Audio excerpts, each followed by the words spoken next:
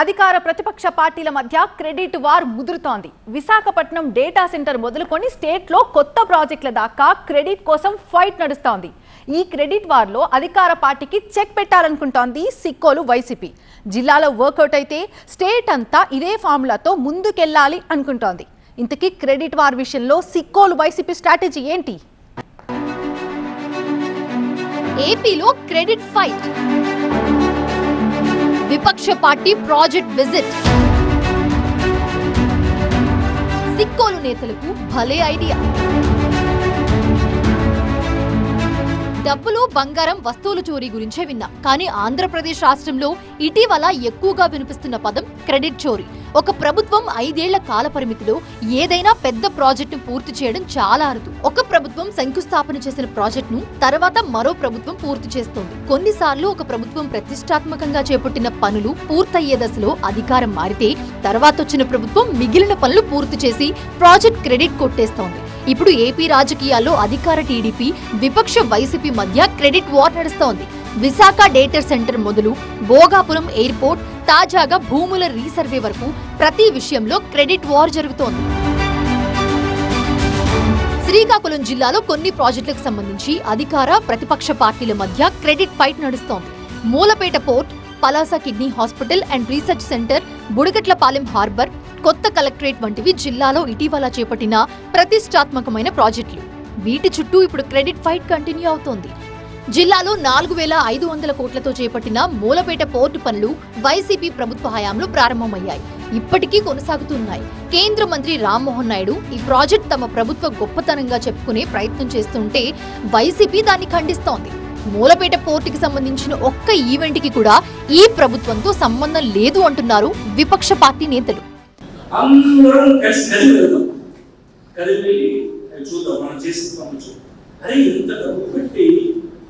ఈనాడు జిల్లాను పట్టించుకున్నటువంటి ప్రభుత్వాలు ఇంత డబ్బు పెట్టి కట్టినటువంటి కనీసం మనం చేసామని ఒప్పించడమే మనం చేయలేకపోతే మన తర్వాత తరం మన రాజకీయాల్లో క్షమించాలని ఈ సందర్భంగా. భోగాపురం ఎయిర్పోర్ట్ కూడా కూటమి ప్రభుత్వం చేసిందేవీ లేదు అంటున్నారు మాజీ మంత్రి ధర్మాన ప్రసాదరావు.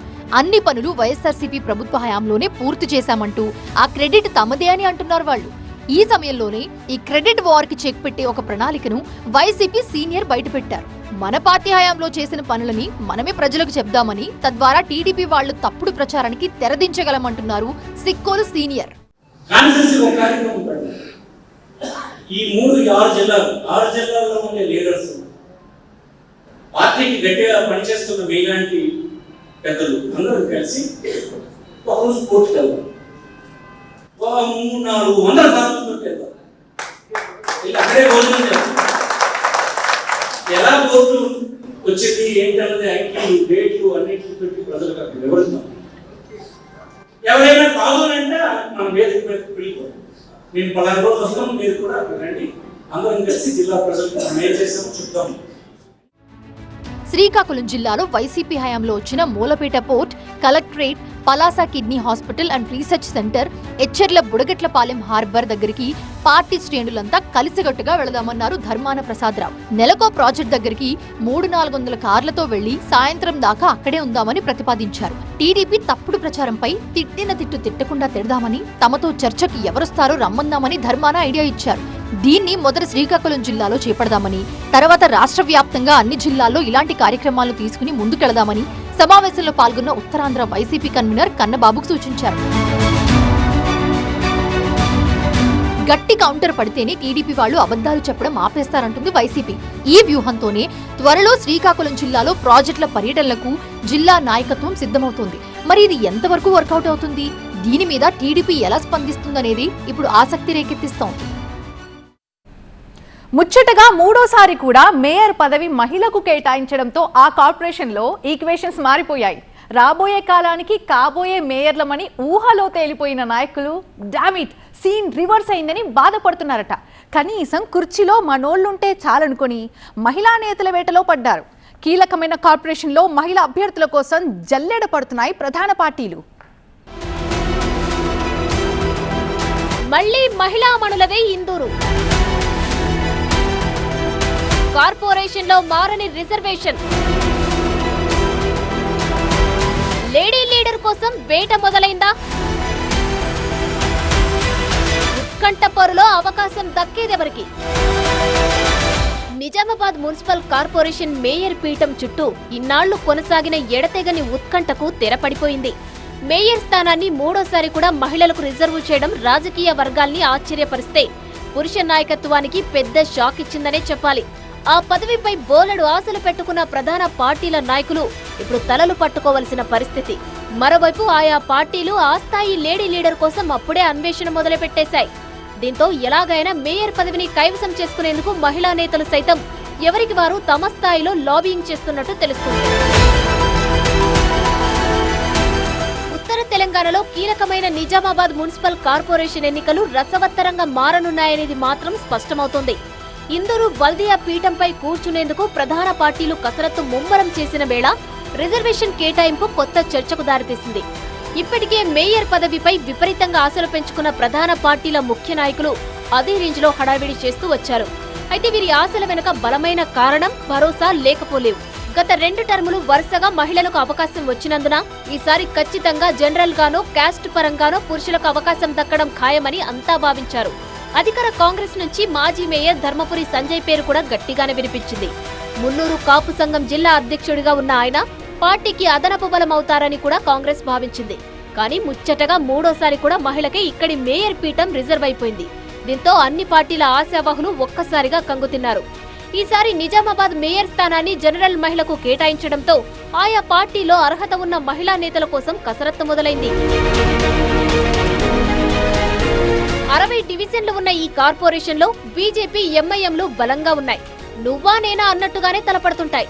బీజేపీ మెజారిటీ స్థానాల్లో ప్రభావం చూపే అవకాశం ఉండగా చాలా చోట్ల గెలుపోటములను నిర్దేశించే స్థాయిలో ఎంఐఎం ఉంది. 2019లో జరిగిన కార్పొరేషన్ ఎన్నికల్లో అత్యధికంగా 28 స్థానాల్లో బీజేపీ గెలిస్తే 16 స్థానాల్లో ఎంఐఎం, 12 స్థానాల్లో బీఆర్ఎస్, 2 స్థానాల్లో కాంగ్రెస్, 2 స్థానాల్లో ఇండిపెండెంట్లు గెలిచారు. అప్పుడున్న పరిస్థితుల్లో ఎంఐఎంతో కలిసి బీఆర్ఎస్ మేయర్ పీఠాన్ని దక్కించుకుంది. అయితే ఈసారి కూడా మేయర్ పీఠం దక్కాలంటే ఎంఐఎం మద్దతు కీలకం కానున్నట్టు తెలుస్తోంది. ప్రస్తుత పరిస్థితుల్లో అధికార కాంగ్రెస్, గతంలో టార్గెట్ మిస్ అయిన బీజేపీల మధ్య ప్రధాన పోటీ ఉండే అవకాశం కనిపిస్తుంది. అయితే ఈ పార్టీల నుంచి మహిళా మేయర్ అభ్యర్థులు ఎవరవుతారన్నది ఇప్పుడు చర్చనీయాంశంగా మారింది. అధికార కాంగ్రెస్ నుంచి డాక్టర్ కవితారెడ్డి, ఆకుల లలిత, ఆకుల సుజాత పేర్లు తెర మీదకు వస్తున్నాయి. ఒకవేళ కాంగ్రెస్ మెజారిటీ స్థానాలు గెలిస్తే ఎంఐఎం మద్దతు లభిస్తే ఈ ముగ్గురులో ఎవరో ఒకరిని మేయర్ పీఠం వరిస్తుందనే టాక్ వినబడుతుంది.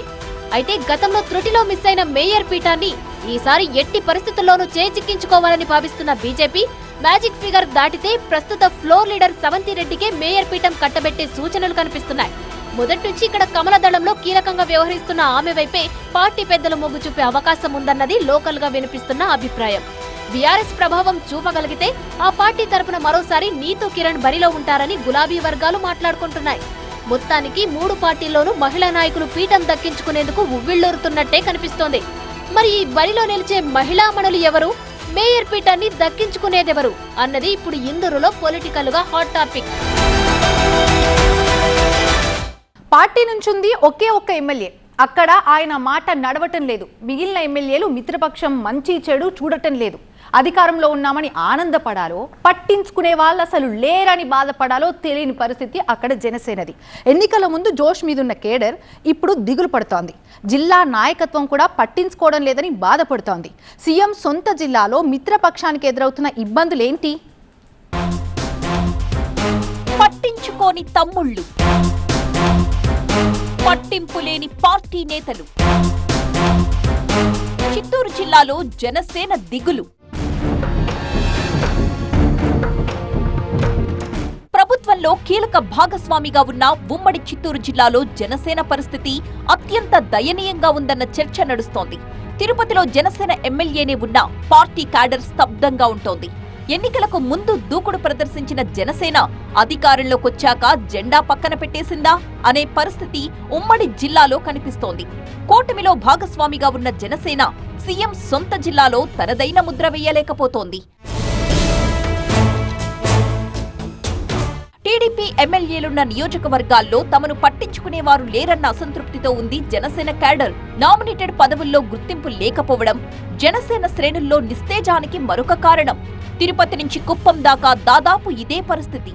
తిరుపతిలో జనసేన ఎమ్మెల్యే ఆరణి శ్రీనివాసులు ఉన్నా టీడీపీ ముఖ్య నేతలు ఆయన్ని ఖాతరు చెయ్యని పరిస్థితి ఉందంటున్నారు. మరోవైపు తిరుపతి జనసేన ఇన్ఛార్జ్ కిరణ్ రాయల్, ఉమ్మడి చిత్తూరు జిల్లా జనసేన అధ్యక్షుడు పసుపులేటి హరిప్రసాద్ కూడా ఎమ్మెల్యేతో సంబంధం లేనట్టే ఉంటున్నారని పార్టీ శ్రేణుల్లో చర్చ జరుగుతోంది.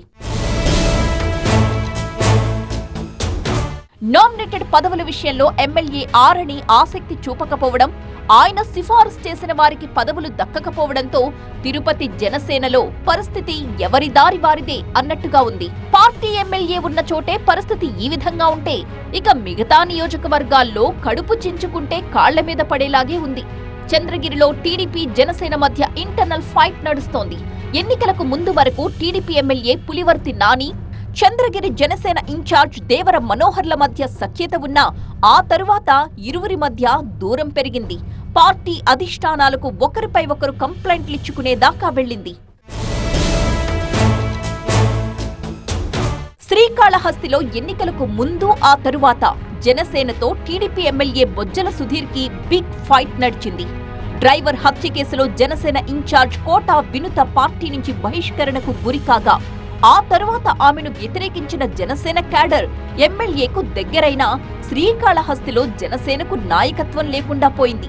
ఇక నగరిలో జనసేనకు క్యాడర్ లేకపోగా సిట్టింగ్ ఎమ్మెల్యే గాలి భాను హాజరయ్యే మీటింగుల్లో మాత్రం ఇన్ఛార్జ్కు చోటు దక్కుతోంది. గంగాధర నెల్లూరులో TDP MLA Thomas Janasena cadre ని దగ్గరకు చేర్చుకున్న పదవులు దక్కకపోవడంతో పార్టీ క్యాడర్లో తీవ్ర అసంతృప్తి నెలకొంది. ఇక చిత్తూరులో జనసేనకు నాయకత్వమే లేకపోవడంతో party cadre sitting MLA Jaganmohan దగ్గరకు వెళ్లే పరిస్థితి లేకుండా పోయింది. దీంతో జనసేన జెండా చూద్దామన్నా కనిపించడం లేదు. పలమనేరులో ఎమ్మెల్యే అమర్నాథ్ రెడ్డితో కలిసి పనిచేసే నాయకత్వం పార్టీకి లేకుండా పోయింది. ఎమ్మెల్యే కూడా జనసేన క్యాడర్ కి అంత అవకాశాలు ఇవ్వడం లేదు. పార్టీ ఆవిర్భావం నుంచి కుప్పంలో జనసేనకు కాస్త కూడా పట్టు చిక్కలేదు. పుంగనూరులో జనసేన జెండానే కనిపించకపోగా తంబళ్లపల్లిలో పరిస్థితి మరీ ఘోరం.